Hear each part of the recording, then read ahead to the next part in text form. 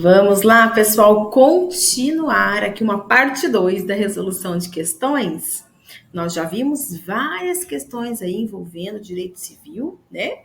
E para que a gente está fazendo isso? Porque o estudo por resolução de questões é muito eficaz para a tua prova. Você revê conteúdo, relembra as matérias que estão nas suas gavetinhas do conhecimento e que precisam ser aí mexidinhas de vez em quando, e consegue visualizar como que essa matéria é questionada pelo examinador na sua prova, tá bom? Então vamos continuar com mais algumas questõezinhas aqui para esse estudo através de resolução de questões, tá bom? Então vamos lá. Nós paramos nessa questão aqui do Mateus, né? Vamos lá então? Olha só. Mateus, sem filhos, então Mateus não tem descendentes. Mateus não tem descendentes. Casado com Jane, no regime de comunhão parcial de bens, falece após infarto fulminante. Olha o infarto fulminante aí de novo, né? O examinador e o infarto fulminante, gente. De seu parentesco em linha reta, então linha reta é ascendentes e descendentes, né? Ainda são vivos Carlos, seu pai, a Irene, sua avó materna. Então, se a gente pensar assim, desenhar aqui, isso é legal você fazer na sua prova, gente. Um desenho bem rápido, para você não se perder se for o caso. Ó, o Mateus, a gente pensar na linha descendente, ele não tem. Na linha ascendente, o probleminha tá dizendo que ele tem vivos ainda. O Carlos, que é o seu pai. Então, quer dizer, se ele só tem o pai, a mãe falecida, né? Mas ele tem a avó materna. Avó materna, tá bom? E ele é casado lá com a Jane. Muito bem. A partir dessa situação, já que ele faleceu, como é que fica a sucessão do Mateus, gente? Vejam bem. O Mateus não tinha descendentes, então excluída a eventualidade de existência desses descendentes. O que a gente vai fazer agora? Seguir a ordem da vocação hereditária, sucessão legítima. Primeiro vem os descendentes em concorrência com o cônjuge. Mateus não os tem. Então nós vamos para a linha ascendente. Vamos para a linha ascendente. Na ascendência tem concorrência com o cônjuge? Tem. Primeiro ponto importante: o cônjuge concorre com ascendentes. Legal? E na concorrência do cônjuge com ascendentes, pessoal, pouco importa o regime de bens. Ó, num vídeo anterior a esse eu tratei desse assunto, lembra? Dá uma olhadinha lá. Nós falamos sobre a ascendência, a descendência e a concorrência com o cônjuge, tá? Então, essa história de que, ó, comunhão parcial de bens, podia ser universal, podia ser separação de bens, não há problema.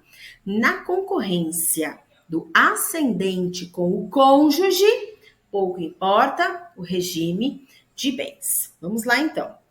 Olhando para o parentesco que Mateus deixou. Ele tem o Carlos, que é o seu ascendente de primeiro grau, e a avó materna, ascendente de segundo grau. E aí vem o examinador e fala como é que ficaria o patrimônio do Mateus. Letra A. Serão herdeiros Carlos, Irene e Jane. Aqui tá falando que todo mundo é herdeiro, gente. Em concorrência sempre, né? A cônjuge.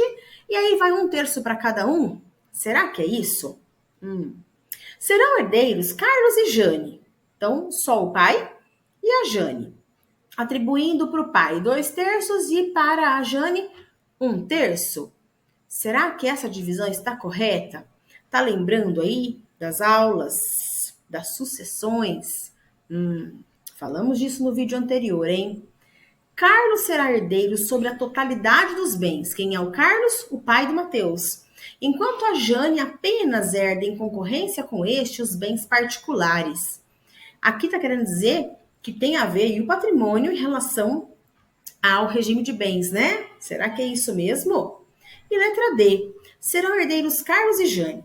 Esta, herdeira concorrente, a Jane, atribuído o quinhão de metade do patrimônio para cada um destes.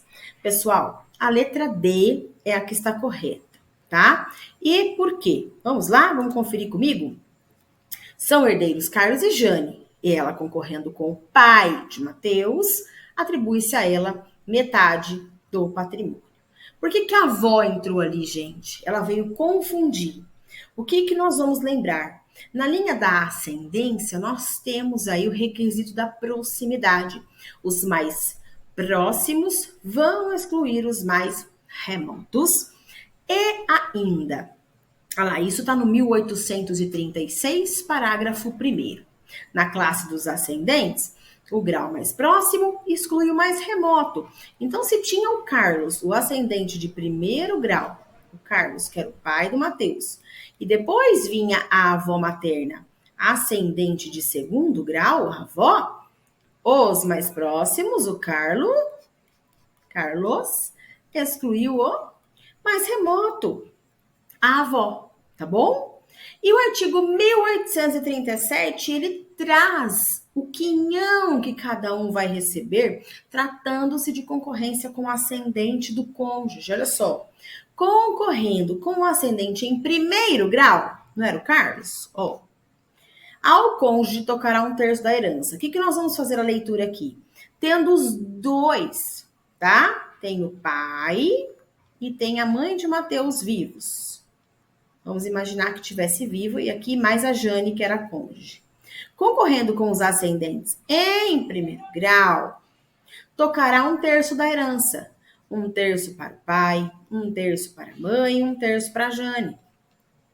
Caber-lhe-á metade desta da herança, se houver um só ascendente ou se for maior aquele grau. Então, veja só, ascendente em primeiro grau, o Carlos. Sendo mais próximo, excluiu a avó, mais remota. Então, tendo apenas um ascendente, somente o Carlos, porque a mãe falecida já era. Quanto ficou a Jane concorrendo com ele? Metade. Por isso que a letra D está correta. São herdeiros Carlos e Jane. Esta herdeira concorrente, certinho, tá? 1829, inciso 2º do Código Civil, atribuindo quinhão de metade do patrimônio para cada um destes. 1836, parágrafo 1º, 1837 do Código Civil, que fala aí dessa divisão na concorrência do cônjuge com o ascendente. Lembrou disso? Vai lá, grifa já seu vademé com esses dois artigos, 1836, 1837 também, que trata da concorrência do ascendente, tá bom? Seguimos? Vamos lá.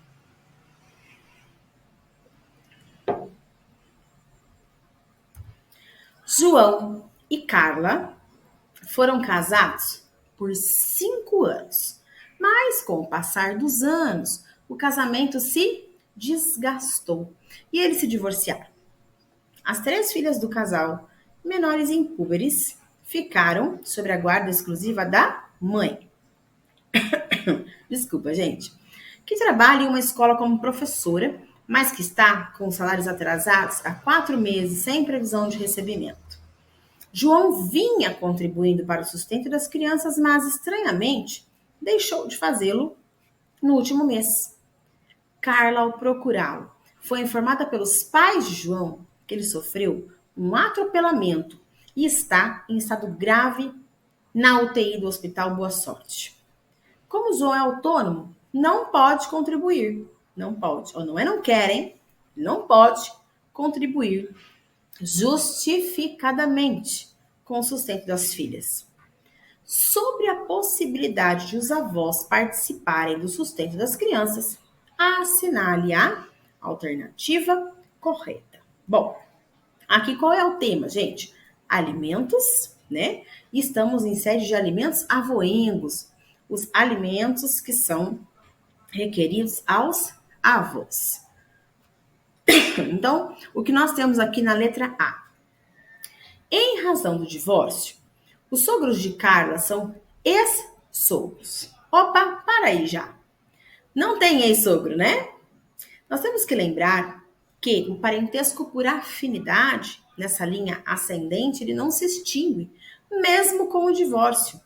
E a gente brinca, né? Sogro e sogra são para Sempre! Eu falo sempre para os meus alunos, forever. Sogro e sogra, gente, para sempre. Então, já apareceu esse negócio de ex-sogro que não é parente, esquece, tá? O divórcio, né, o fim do laço matrimonial não põe fim a este vínculo de parentesco por afinidade do sogro e da sogra, tá bom? Letra B. As filhas podem requerer alimentos avoengos se comprovada a impossibilidade de Carla e de João garantirem o sustento das filhas. Bom, vamos lá. É possível, então, se requerer alimentos aos avós? É, tá bom? A gente não vai nem prosseguir aqui, tá bom? Olha, é possível sim. É possível que os avós venham responder pelos alimentos quando necessário. E quando aqueles que devem fornecer os alimentos, aqueles que devem prover o sustento de sua prole, não conseguem, não podem, estão impedidos de fazê-lo, não fazem, tá? As filhas podem requerer, sim, os alimentos avoengos, né? Veja lá, artigo 1696 do Código Civil. O direito à prestação de alimentos é recíproco entre pais e filhos e extensivo a todos os ascendentes, recaindo a obrigação nos mais próximos em grau, uns em falta de outros. O que a gente vai lembrar aqui? Na primeira fase do exame de ordem, é mais difícil que haja muita indagação sobre jurisprudência, tá? Sobre entendimento do STJ, do STF, enfim. Mas não é impossível, ok? Mas não é excessivo também. Porém, as questões que estão sumuladas, sim, o entendimento pode ser cobrado, como já foi várias vezes. Então, prestem atenção. Súmula 596, lá de 2017, do STJ. Ó, esqueci de escrever aqui? Não, tá aqui. STJ.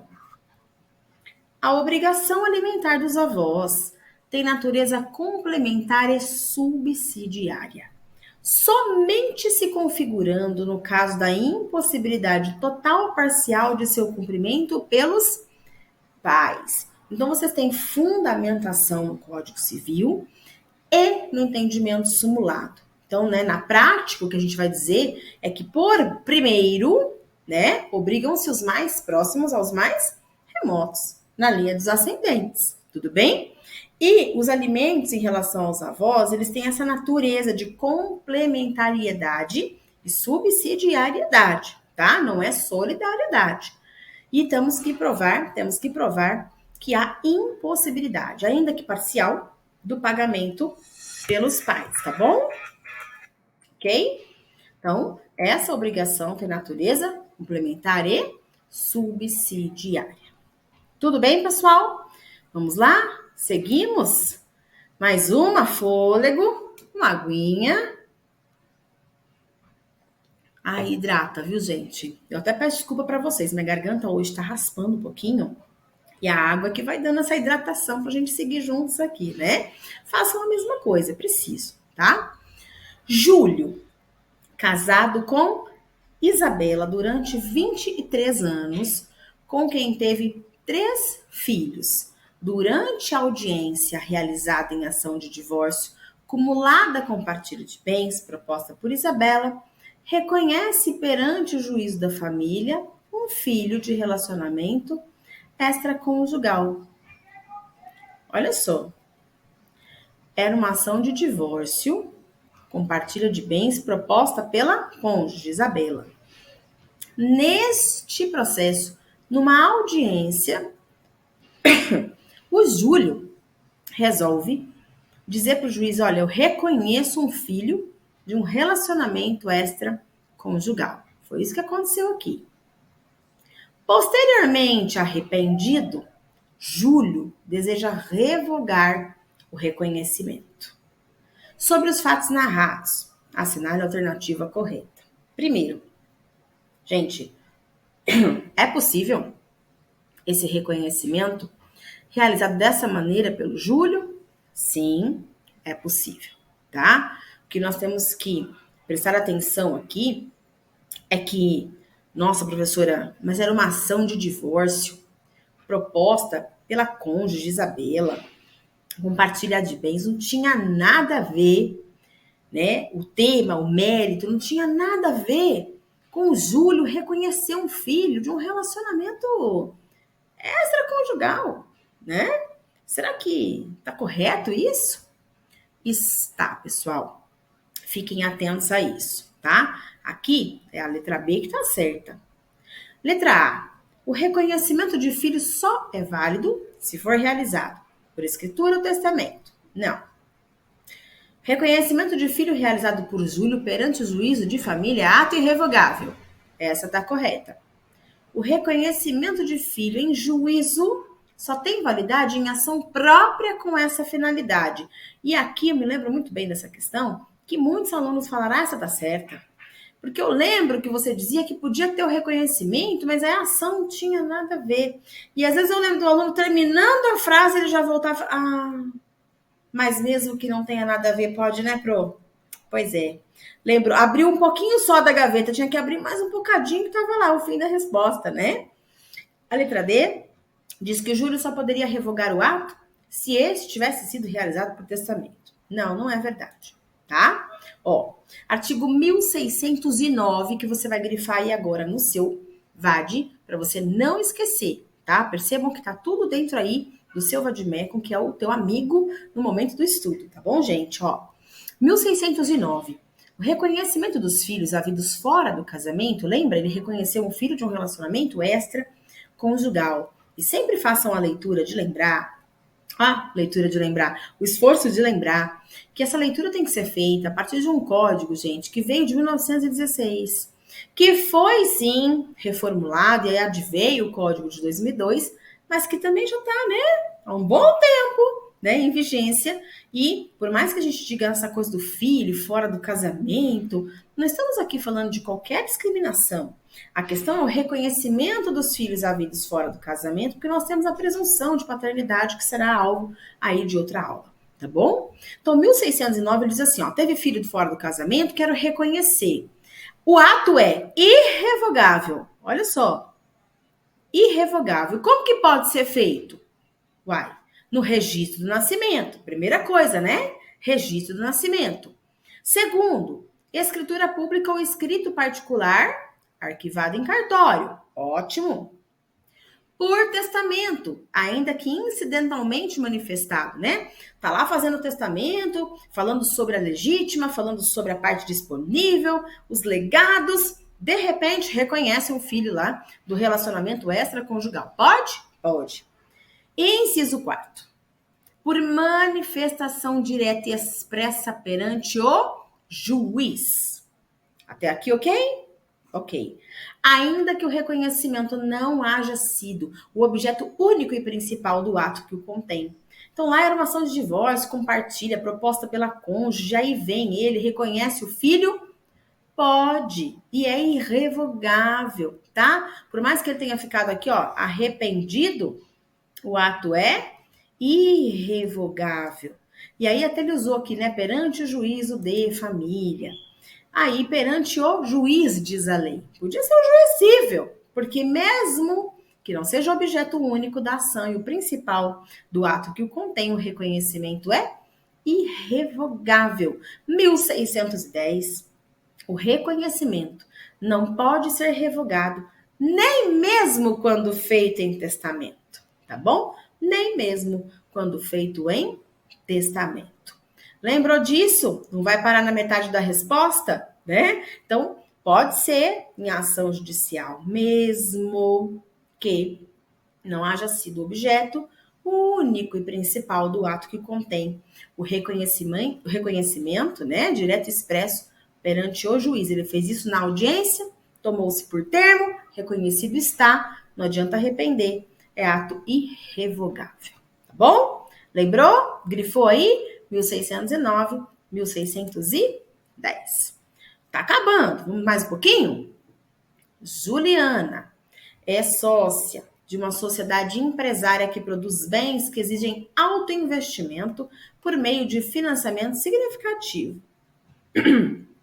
Casada com Mário, pelo regime da Comunhão Universal de Bens desde 1998 e sem filhos, decide o casal alterar o regime de casamento. Olha lá, gente.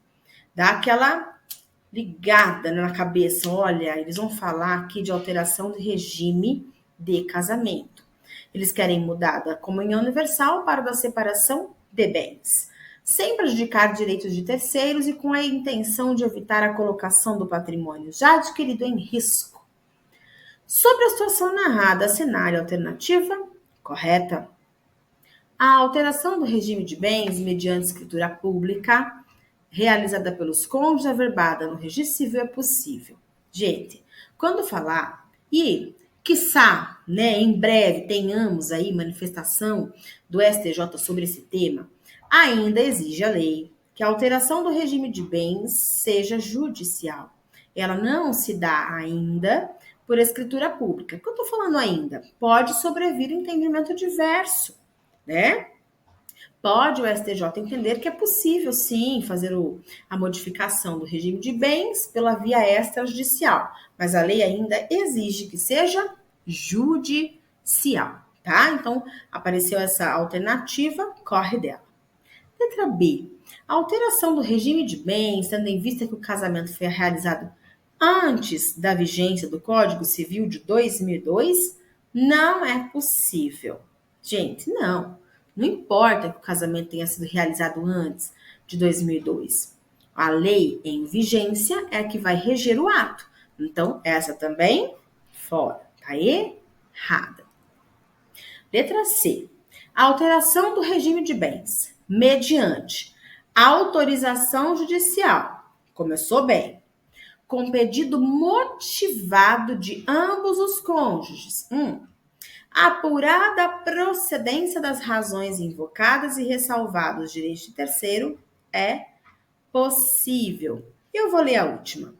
Não é possível alteração para o regime de separação de bens, tão somente para o regime de bens legal, qual seja o da comunhão parcial. Não, tira. A alteração é para o regime que o casal escolher, não é a lei que define para qual ele vai alterar, tá bom?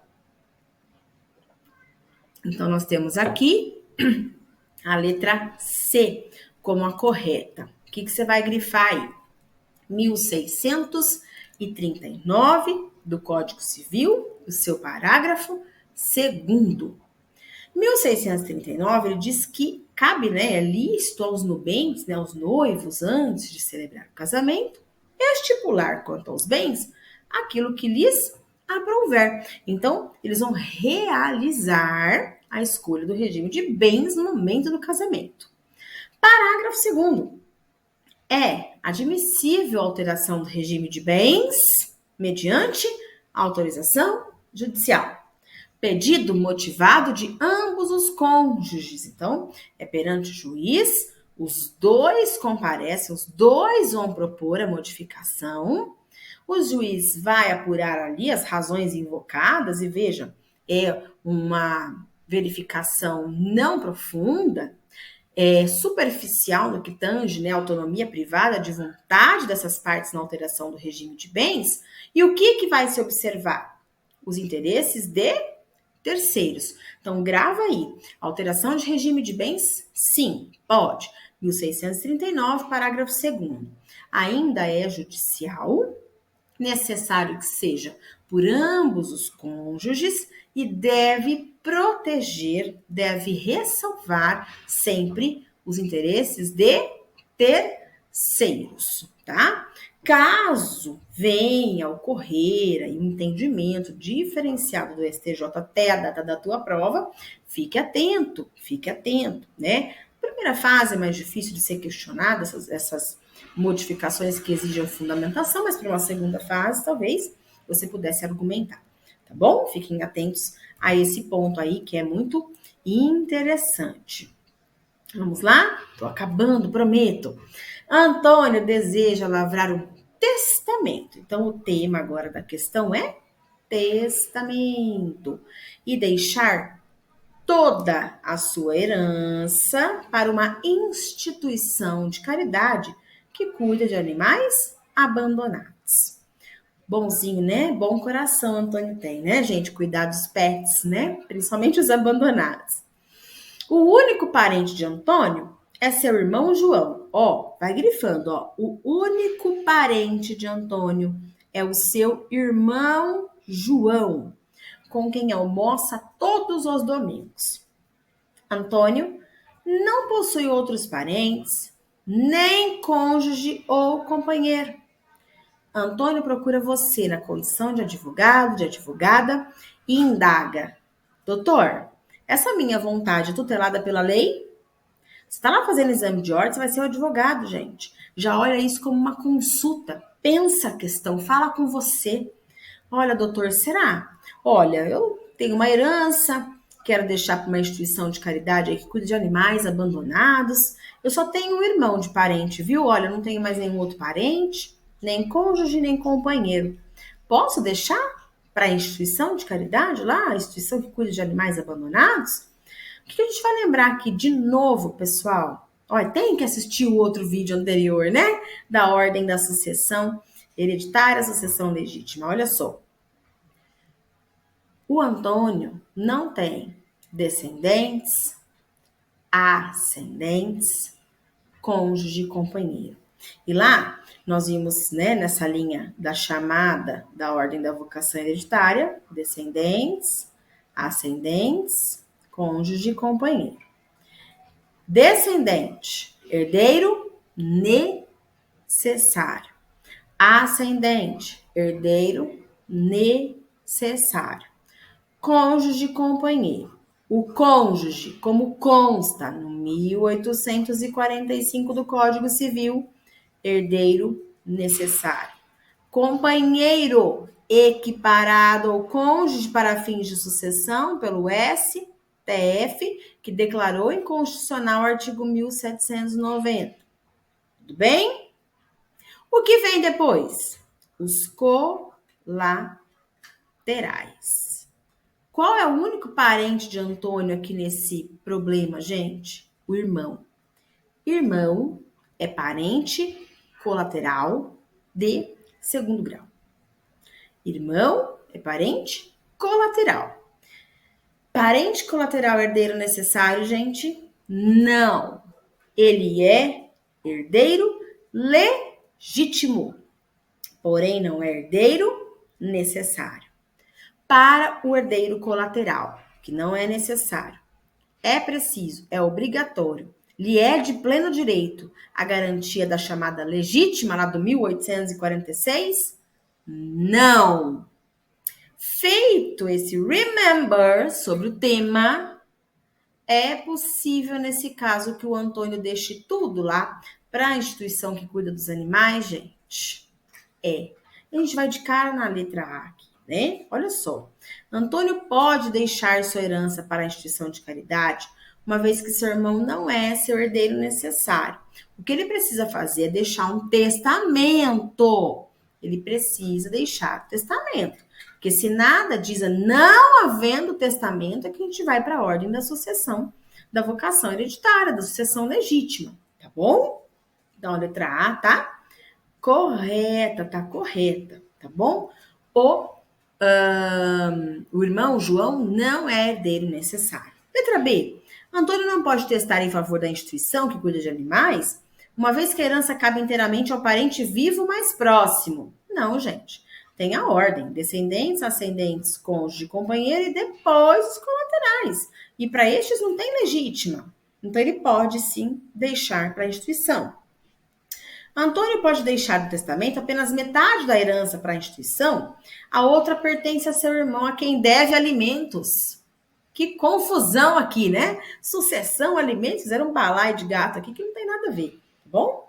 E a letra D vem lá mexer com um monte de questão de percentual. A gente vai falar de percentual para advogado, gente? Pelo amor de Deus, faz muita conta para nós não, né?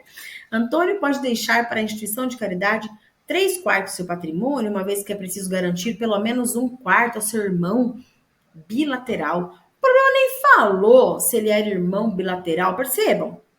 Sempre olha, gente, olha, mas o enunciado nem me falou se era irmão bilateral, nem lateral, tá? Então, pode sim, pode deixar para a instituição de caridade, Antônio, você vai dizer para ele com convicção, doutor, doutora, que ele pode deixar, porque o irmão não é dele necessário, mas faça o devido testamento, tá?